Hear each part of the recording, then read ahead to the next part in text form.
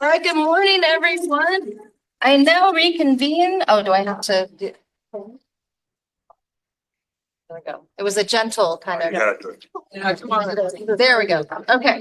All right. I now reconvene the general session. As the chair mentioned yesterday, commission members who participate remotely will need to disclose if any other individuals 18 years of age or older are present in the room at the remote location and the general nature of the member's relationship with any such individuals. Are there any disclosures for members attending via Zoom? I have no disclosure. I have no disclosures. Thank you. As a reminder, commissioners who are participating via Zoom must be visible at all times on camera. Please log off Zoom if you need to leave the meeting and log in when you are ready to join the meeting. If you experience broadband or internet connectivity problems while participating in the meeting, that would be remedied by joining without video. Then you must announce the reason for your non-appearance when you turn off your camera. We will now take roll call. Recording secretary, will you please call the roll? Annette Brown. Here. Catherine Williams Brown. Here. Jose Cardenas. Present. Cheryl Cotton. Juan Cruz. Here. Christopher Davis. Murray. Anna Marie Francois. Makita Gwynno Shire. Hirel Hill. Bonnie Clark. Present. Arlette. Present. Luca Mencius. Here. Monica Martinez. Here. Shireen Palbery. Present. David Simmons. Huang Yuzhou. Present. Have a quorum. Thank you. I now recess the general session and move to the executive committee. Item 5A is proposed 2026 and 2027 commission meeting schedules. Haiju Trio will present this item. Ms. Trio, begin. Good morning, commissioners. Staff presents proposed meeting schedules every 2 years. Every 2 years for your review and approval. The recommended schedules include 6 two-day meetings each year. As the schedules are developed, we consider the K-12 and higher education calendars whenever possible, as well as state holidays and educational conference. A list of the proposed dates for 2026 and 2027 are available on page 2 of this agenda item. I'm happy to answer any questions you may have. Thank you. We will now open for public comment. Public comments are limited to 2 minutes per speaker. Recording secretary, are there any public comments? No. Thank you. The public comment period for this item is now closed. This is an action item. I would like to remind commissioners that only those who serve on the executive committee can make and second the motion. The executive committee members are Commissioners Brown, Cardenas, Cruz, Litt, Simmons, and myself. On that note, do I have a motion to approve the proposed commission meeting schedules for 2026 and 2027? Thank you, Commissioner Cruz. And do I have a second? Thank you, Commissioner Brown. Is there any discussion? Check. Online commissioners? All right. Will the recording secretary call for the vote? Bonnie Clapp, Aye. Annette Brown, Aye. Jose Cardenas, Aye. Juan Cruz, Aye. Ira Litt, Aye. David Simmons, Aye. motion carried. Thank you. And thank you, Mrs. Theriot. This concludes the business of the executive committee. The committee is adjourned. Next is the educator preparation committee. Commissioner Cardenas, will you please reconvene? Good morning, everyone. Good morning. I'd like to reconvene the Educator Preparation Committee. We have 2 items today. Our first item is 3F, the initial institutional approval, stage 2 eligibility requirements for Palo Alto University. This item is being presented by Francis Keller. This is an action item. Ms. Keller, will you please begin? Good morning, commissioners. Item 3F for the commission's consideration and possible approval, Palo Alto University's responses to the stage 2 eligibility requirements. Palo Alto University is seeking initial institutional approval for eligibility to offer pupil personnel services, programs in school counseling, and social work. Institutional representatives who are with us virtually today include Dr. Rose Wong, Director of Social Work, Dr. Donna Sheparis, Professor and Chair, Department of Counseling, and Dr. Rowena Gomez, Assistant Host of Assessment and Institutional Effectiveness. They are here to answer any questions regarding Palo Alto University's eligibility requirements submission. You will find the full submission provided as a link to Palo Alto University's accreditation webpage on the second page of this item. Page 3 of the item, you will find the IIA chart with the current stage highlighted, stage 2. Approval of stage 2 does not permit Palo Alto University to offer the proposed PPS programs for school counseling and social work, as more specific information and documentation regarding the design of the proposed program will be submitted in subsequent stages of the IIA process. On pages 4 through 6 of the item, you will find staff recommendations aligned with criteria 1 through 9. On pages 6 through 8, you will find Palo Alto University's responses to criteria 10, 11, and 12 for the Commission's consideration. For criterion 11, the institution is required to post a third-party notification on their website. To date, no comments have been received. Finally, considering the information provided on this agenda item, staff recommends that the Commission grant eligibility to Palo Alto University, which would allow the institution to move forward to stage. The Commission may also identify topics it may want to see addressed in stage 3. If the Commission chooses to deny eligibility, it may identify what it views as incomplete in the current submission. The institution may then address items and come forward again for approval of stage 2. Staff is available to answer any process questions, and Palo Alto University representatives are available virtually to answer any questions regarding the eligibility requirements submission. Thank you for your consideration. We will now open for public comment. If there are members of the public that would like to make a comment, please notify the meeting leader by submitting a request card, clicking on the raise hand icon if participating through Zoom, or pressing star 9 if participating by. Public comment is limited to 2 minutes per speaker. Recording secretary, are there any public comments? There are no public comment. Thank you. The public comment period for this item is now closed. Do commissioners have any questions or comments on this item?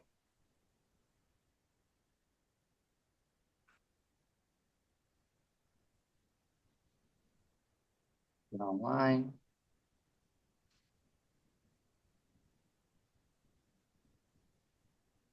I just have a comment as someone who knows Palo Alto University because I live nearby. They do have a significant background in counseling and psychology. Just would make that comment. More than serving for the environment. Commissioner Davis. And I do know that shuttled them back and forth because I live in the community as well. I used to carpool with 3 of them back and forth. And they're very talented therapists who work for the VA now. So I do know of the reputation, and because I've said this many times around this table, I'm a geek for accreditation. I've read vision statements years ago, and I like the amendments that you all have made to it in the past 15 years. So I see lots of good stuff happening at Palo Alto University. Commissioner Pabry. So thank you. Thank you for putting in this really important program and getting the expertise with the psychology and counseling programs. I do have a question about your faculty who will be instructing in because it looks like a good infrastructure. We've got one senior line faculty for each of, can you hear me? It cuts in and out for us on Zoom. So if you could repeat. I guess I'll just jump to my question about the faculty. And it looks like you've got a good infrastructure in terms of administration and clinical support. But I see just one tenure line faculty in each of your programs. So my question is, do you have faculty across who are teaching across programs? You talk about adjuncts, maybe you can speak to that. I can comment on that. With regard to for the social work program, we 2 months ago hired a PPSC LCSW, Mr. Derek Wang, and one school social worker, full-time faculty member is sufficient for the first couple of years while the program and both of these programs, school counseling and school social work, are in a startup mode. And usually very roughly with requirements that we also need to meet from the Council on Social Work Education, as well as the School Counseling National Accreditation Body. We will be maintaining certain ratios of full-time to adjunct, and we will always be meeting those. So I think, as noted in our report, stage 2 report, that number will, both for full-time as well as adjunct, who are specifically PPS credential holders, will increase over time. Thank you. Any other commissioners? I guess I'll take this time to just ask a couple questions in regards to the school counseling and social work. Will there be any type of cross collaboration between the school counseling and social work programs?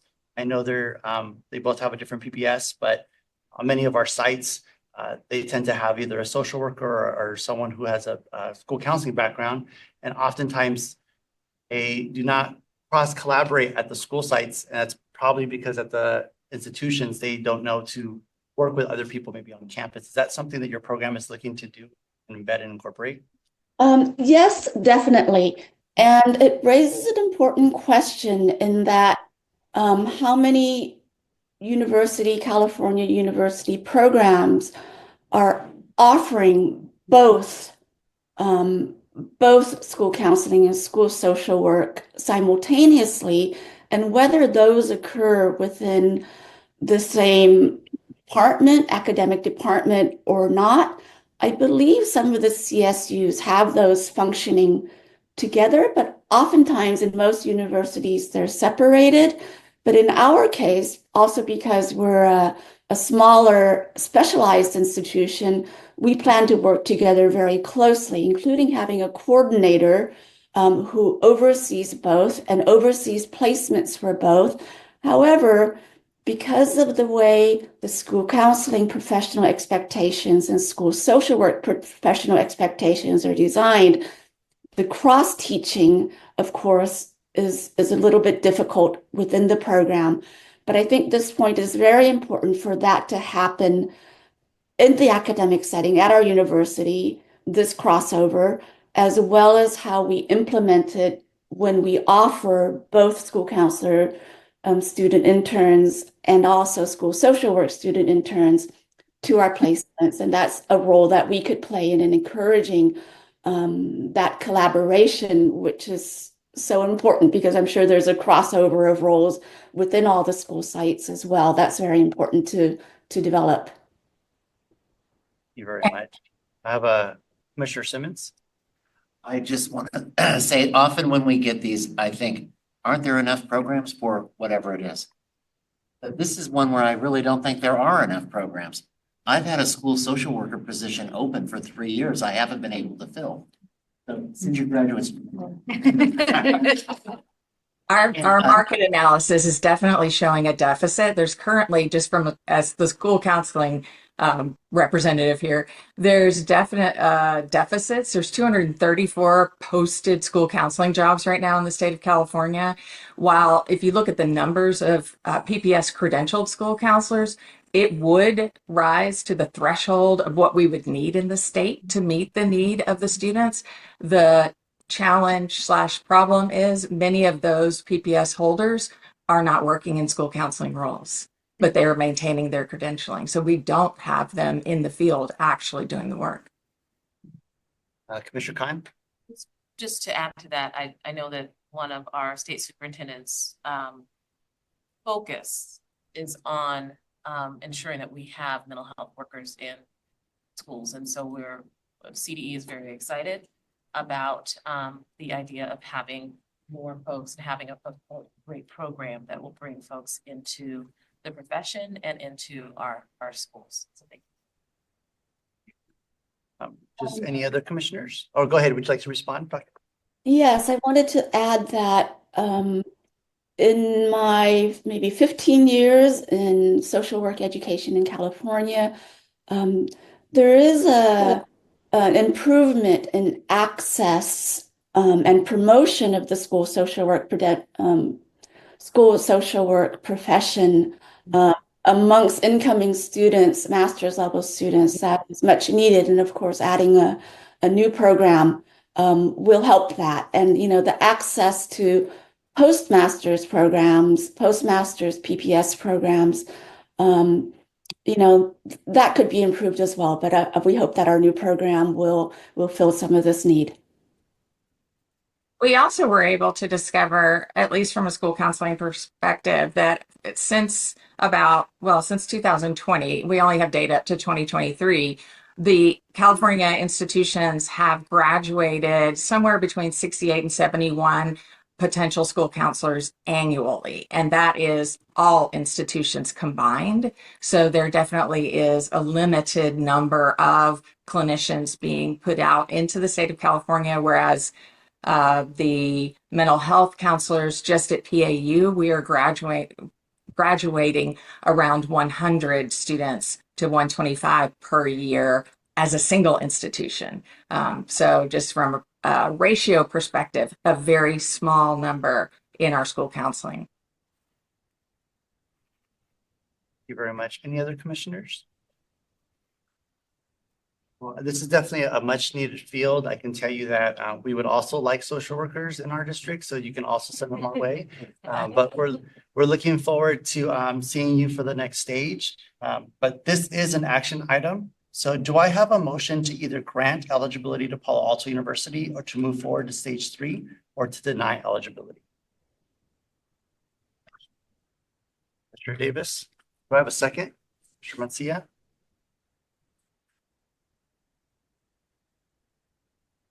Is there any further discussion?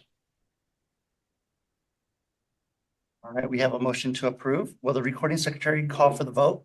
Each member please respond with aye, nay, or abstain. Ned Brown. Aye. Jose Cardenas. Aye. Earl Cotton. Aye. Juan Cruz. Christopher Davis. Aye. Bonnie Clark. Aye. Ira Lett. Aye. Ruben Mencius. Aye.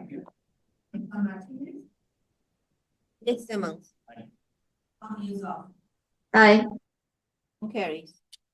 Thank you very much. Thank you, Dr. Wong, Thank you. for being here today and answering our questions. And thank you, Ms. Kelly. We look forward to seeing you for stage 3. Thank you very much. Have a great rest of your day. So now we are on to our last item, item 3G, the initial institutional approval for stage 2 eligibility requirements for Vista Unified School District. This item is being presented by Frances Keller. This action item, Ms. Keller, will you please begin? I stayed, but so, good morning again. Item 3G presents for the commission's consideration and possible approval. I'm sorry, sorry to pause you. I just noticed that Commissioner Hill joined us. And so I just wanted to make sure, Commissioner Hill, do you have any disclosures regarding any? No, I don't have any disclosures. Okay, thank you and good Thank you. morning. Thank you. Good morning. And sorry to interrupt. Not to worry at all. Item 3G presents for the commission's consideration and possible approval, Vista Unified School District's responses to stage 2 eligibility requirements. Vista Unified School District is seeking initial institutional approval for eligibility to offer a induction program. Institutional representatives who are with us here virtually today include Amy Rankin, the coordinator for human relations. She's here to answer any questions regarding Vista Unified School District's eligibility requirements submission. You will find the full submission provided as a link to Vista Unified School District's accreditation webpage on the second page of this item.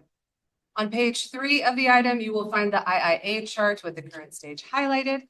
Approval of stage 2, as a reminder, does not permit Vista Unified School District to offer the proposed induction program, as more specific information and documentation regarding the design of the proposed program will be submitted in subsequent stages of the IIA process.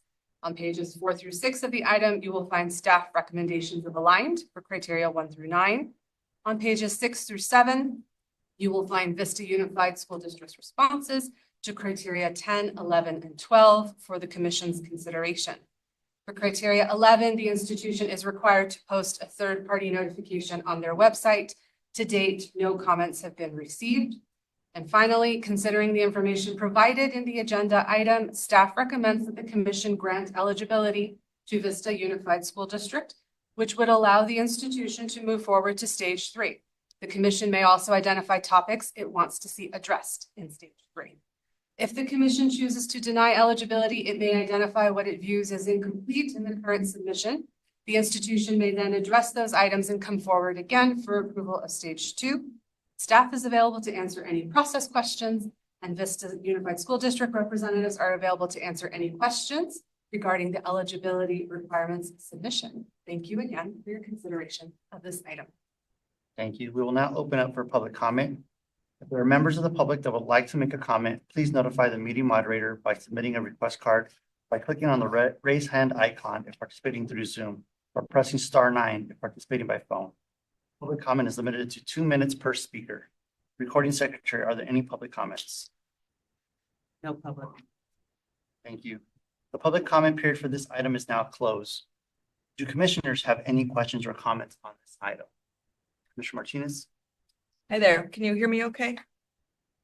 I would love for you to speak a little bit about criterion 11 and perhaps 12, but particularly about your history, how you guys had a program, the beginner teacher support and assessment. Then how you guys ended the program and you were using San Diego County office, and now how you want to bring the program back. So can you talk a little bit about sustainability and future of maintaining this role? Why you didn't want, why you guys thought you'd bring it back in, and then a little bit about the teachers or faculty that you'll be using in this program. Hi, thank you for the question. I actually was able to get, can you hear me okay? Our assistant superintendent of HR is here, and she was here during that whole process, so she'll be able to speak to you a little better about it. This is Rachel D'Ambroso. Hello, good morning. So back in 2018, the district was making about $13 million in cuts. And at that time, many school districts were going to the San Diego County Office of Ed to do induction. What we found was we wanted to eliminate one coordinator position temporarily at the district level and potentially contract out for a couple of years with the county. What ended up happening is my director at the time actually removed us from the program instead of pausing us. And so then what happened is our board ended up paying for everything anyway with all the teachers. And so after 2 years, we wanted to bring it back because the work with the county was exactly the same that we were doing. And we were already continuing to pay for our induction teachers. Many districts went to the county to have induction teachers pay for their own classes and to clear their credential. We have consistently paid for the teachers. We've paid the county full and not had our teachers pay that since the very beginning. So after 2 years, we went to go back in and we found that it was actually the wrong box was checked. So we've since then brought back our coordinator. The board is very dedicated to the teachers. It's been a great recruitment piece to not have teachers pay for induction. And so that's why we're going back through the process. I was a BITSA support provider back in day one, very beginning of BITSA. And so I'm passionate about it. I've been with the district for 6 years. This is something that we definitely never meant to let it go completely. So can you also answer the second part of the question around the capacity about your faculty and teachers? As you know, just the approval process is a very long-term initiative just all by itself. And so maybe just some conversation about the commitment of the board to continue with this work versus what happened previously. Right. And really it was just a temporary kind of shift that was supposed to happen because internally we are set up. Even when you go to the county office of ed, you still have to provide your own mentor teachers. Literally, they're completing the paperwork, honestly. We're still providing professional development above and beyond what is required by them. We have a great set of mentor teachers. We always have.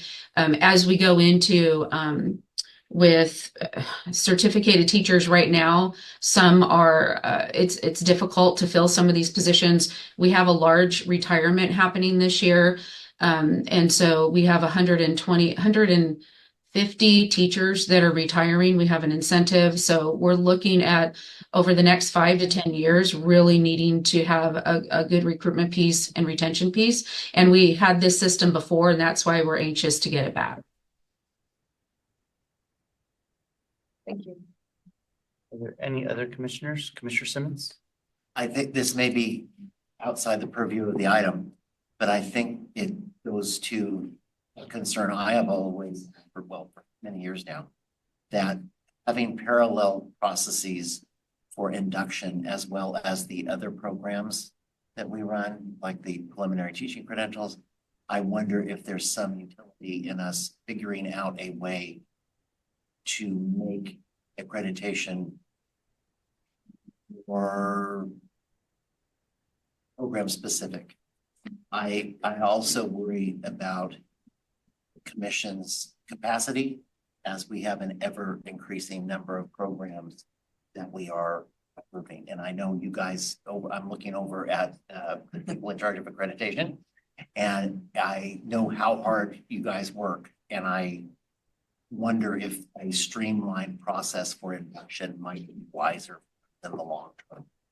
As someone who the program and who now is a district with in a district with a consortium, I really understand how that the uneven finances of school funding impact school districts.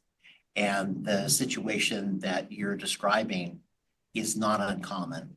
And I think it doesn't speak ill of the program in any way that they work sort of in and out of a consortium. So I would be in support of the item. Executive Director Sandy? I'm just happy to have you raise the question again, Commissioner Simmons. It's come up a few times in here, and it is on our whiteboard of things to get to as we look at the accreditation system and whether there are ways to streamline it that are program specific. So I think you can expect to hear from us about this in the future, but probably not on this item. Vice Chair Clark? Yes, good morning. Thank you for being here. I have a question about, and I ask this question, I think every time we have someone here in this stage. And I don't know if you can speak to it yet, and if not, I would definitely want to hear more details on it in the next stage.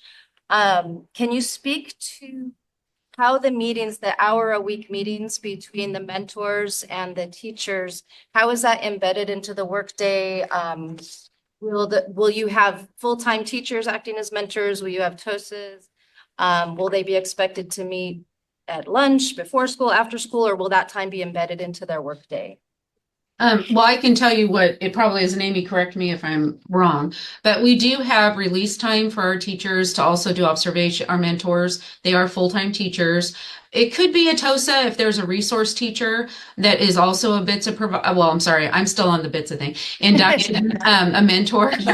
If they are a mentor, we have, for example, we have some leads that assist with professional development. They might have a few induction candidates, and then also otherwise they are full-time teachers that we try to pair up at the site. So that's helpful. Maybe they have a common prep if they're secondary, but as a mentor, you work really around the schedule of the induction candidate, but they do have their weekly meetings, and then we also have substitutes available for release time.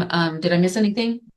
No, but they do have their like for elementary, we have prep before and after school. Right. So a lot of times at elementary level, they're able to meet within that time without interrupting their classroom day, which is very beneficial. And then in secondary, a lot of times it's in their prep time. And the majority of the mentors and candidates are at the same site or very close, at least related positions. And at the district and school sites know to call us if they need a sub to release somebody partial for a part day or a whole day. We actually take care of that so the site doesn't have to worry about the funding. We do that out of our district funding. Thank you. That answers, I guess, some of my question. I guess my concern is a weekly meeting, especially at the secondary level, if there's not a common prep involved. I've had a lot of people contact me, even in my role here, to ask these questions.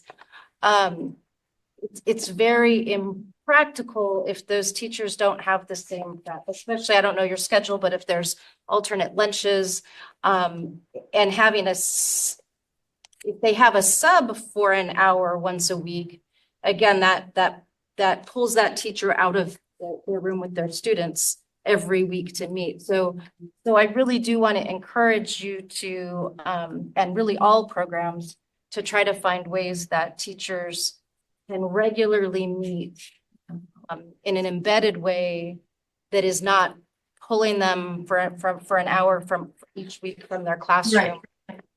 So, and I know you're in the initial stages here, so I just wanted to make that comment. And like I said, if you're able to give, at least I would want a little bit more confidence that I understand at the elementary level, the before and after school prep sounds like you've solved that problem. At the secondary level, I have a little less confidence right now, to put it. There's also before and after school time at the secondary level as well. And when a candidate is going through an induction program, typically they would want to meet, most of them would want to meet after school or before school. So we have additional time. Our contract day is 7.5 hours. So it's not the 6.5 as many districts. So there is time before and after at all levels. Okay, that is helpful also. Thank you. Are there any other commissioners that may have questions? I just had one quick question. Do you have instructional coaches in your district that also will support for folks in induction? And will your folks in induction also have the opportunity to go observe their schools or other teachers that are doing best practices? Is that part of your program? Yes, we have substitutes to provide that release time for them. And you do have also instructional coaches that can mentor, or is that part of your district? We do. Other questions?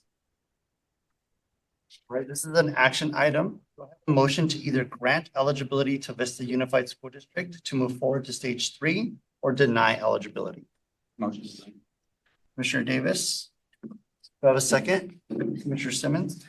So I have a motion to grant by Commissioner Davis and a second by Commissioner Simmons. Is there any further discussion? Will the recording secretary call for the vote? Each member please respond with aye, nay, or abstain. Annette Brown. Aye. Jose Cardenas. Aye. Jerry Crawford. Aye. Juan Cruz. Christopher Davis. Aye. Bonnie Clark. Aye. Aye.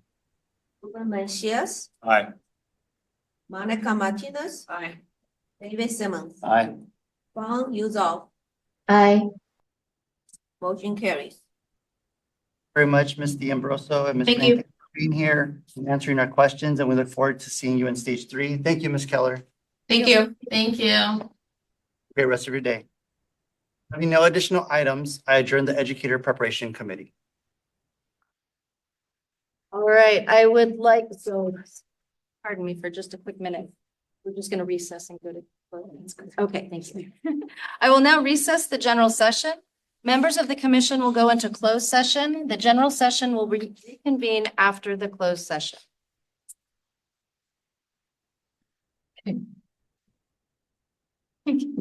Just my script, I got there and went. Oh, I don't know if the people on Zoom. Had a report out on. No, she already recessed. So she just recessed general. Fine. Okay. So we'll come back to this after. Okay. You want to let the people on the On Zoom. Zoom know what time we come back for the Closed session. Let's give it to them. session? So So 10 minutes, in 10 minutes, and should they come back They Zoom call, or? they call, they Okay, call. telephone. Okay, so online folks, we're gonna take a 10-minute break and then if you can call in on the telephone. Thank you. All right, so we got 10 minutes. Yes, just wait. Okay. Okay. All right, I would like to reconvene the general session and move to agenda item 2H, interview, recommendation, and appointment of members for the Committee on Accreditation. Not yet. Okay.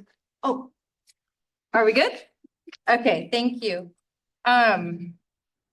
Let's see. The ad hoc committee recommends the appointment of Connie Campbell, Jessica Boganovich, and Michelle Hall to the Committee on Accreditation beginning July 1st, 2025.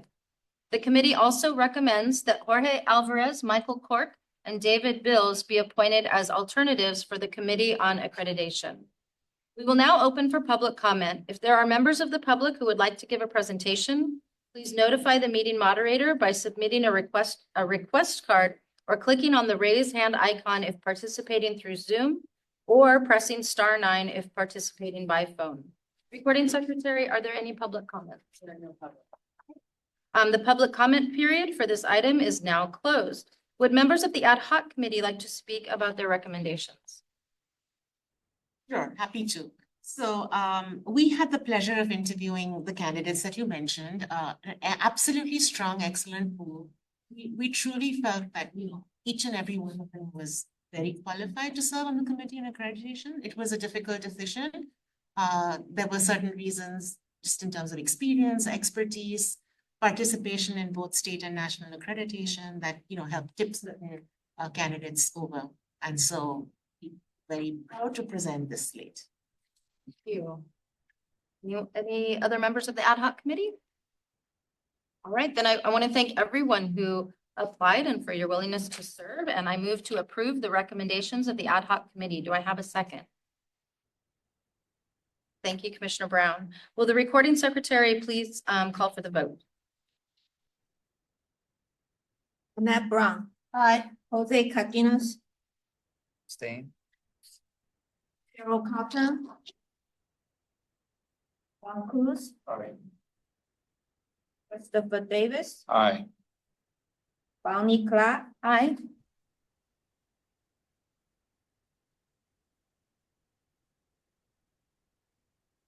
Did you say my name? Ira Lett. Aye. Ruben Mencias. Aye. Monica Martinez. Aye. David Simmons. Aye. Ron Yusof. Aye. King carries. All right, moving to item 2I, proposed 2026 and 2027 commission meeting schedules. The executive committee approved and recommends to the full commission the 2026 and 2027 meeting schedules as presented in agenda item 5A, page 2.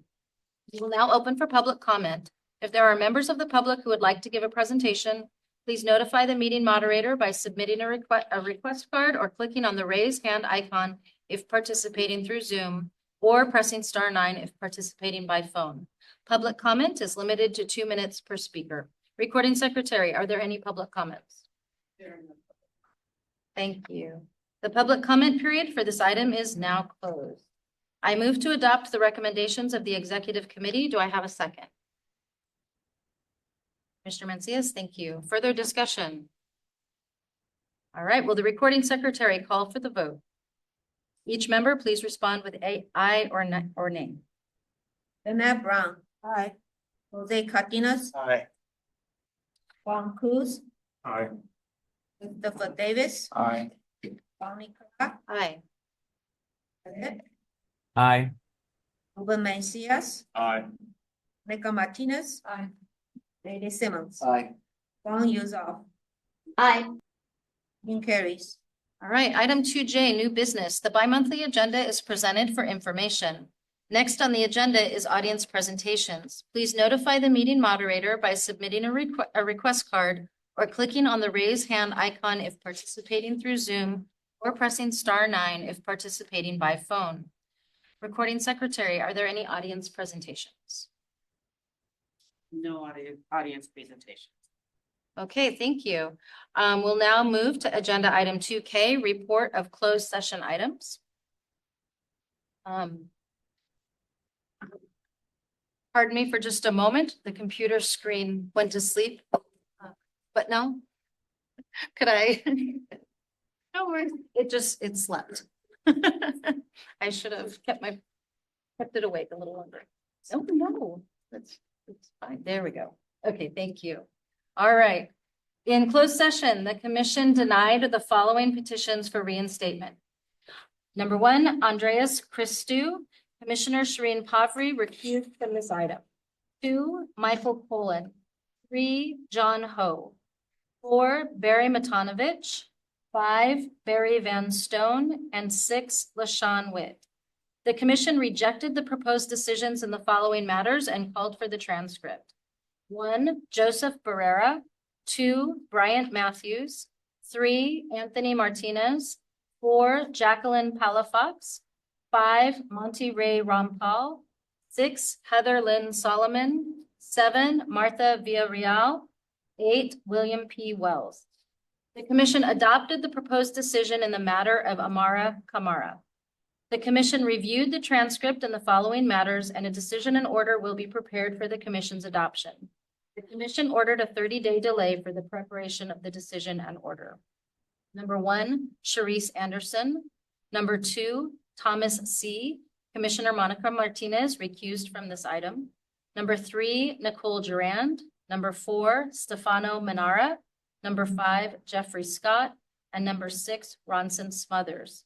The commission discussed consent calendar item number 44, Joshua Medelas, and accepted the recommendation of the Committee of Credentials.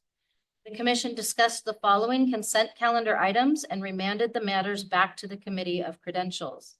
Number 1, Roberto Alvarez. Number 19, Diana Fowles. Number 35, Don Lambert. And number 41, Stephen Mastros.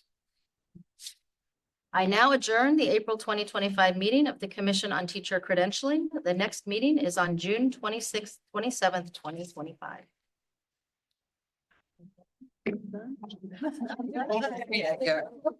Bye. Guys, thank you for staying with us. Go get a snack too. It's